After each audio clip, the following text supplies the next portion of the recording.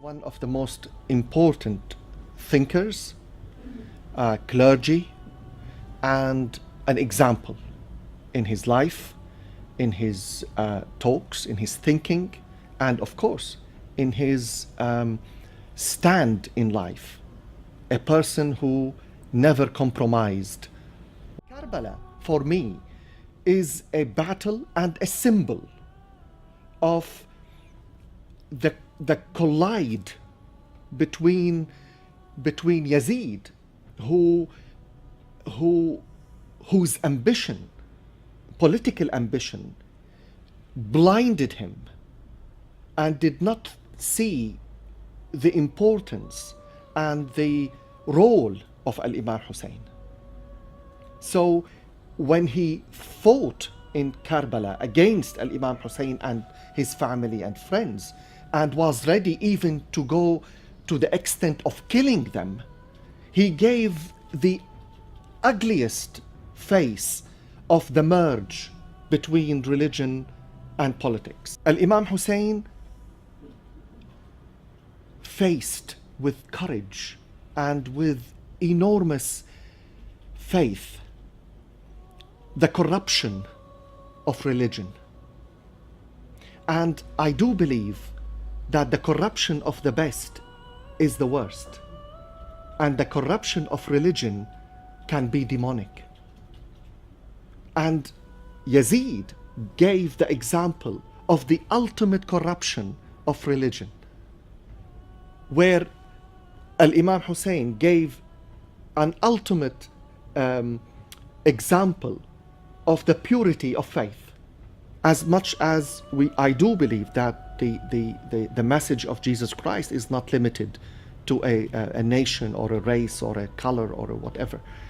Both have a universal message, and the universality of the message comes from the depth of it, the rooted in their culture, rooted in their faith, rooted in their love to their people and to God. This is what makes both messages universal. The place of God in the society is the heart, not the margin.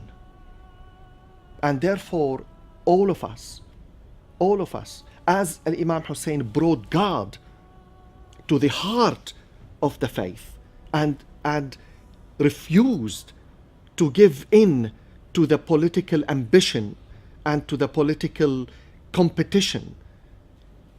Today, in surrounded by aggressive secularism and globalization and all kinds of threats out there, we should, like Imam Hussain and like Jesus Christ, insist that Jesus Christ belongs and Imam Hussain belongs to the center of our faith, and bringing God to the heart of our society.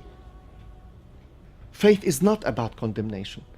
Faith is about forgiveness. Faith is about proclaiming a loving and merciful God. And this is how we should educate our people. These are the lessons we should learn from Karbala. I choose the word selfless to describe him because he could bravely go beyond the temptation of being a caliph or a king. He went beyond the temptation of power, the temptation of authority, and he chose to give a lesson of self-giving, forgiveness, accepting to sacrifice his life in order not to compromise his beliefs and faith. And sacrificing yourself for what you believe in is definitely a big sign of being selfless. We should celebrate the achievement of Imam Hussain. Look at the impact of such a person, not only on his community, on his religion, his impact on the world. So without him, the world will be a poorer place in wisdom, in faith, and in courage. And because of that, I feel it's an opportunity for me as a Christian to look at a great person like this and celebrate his life.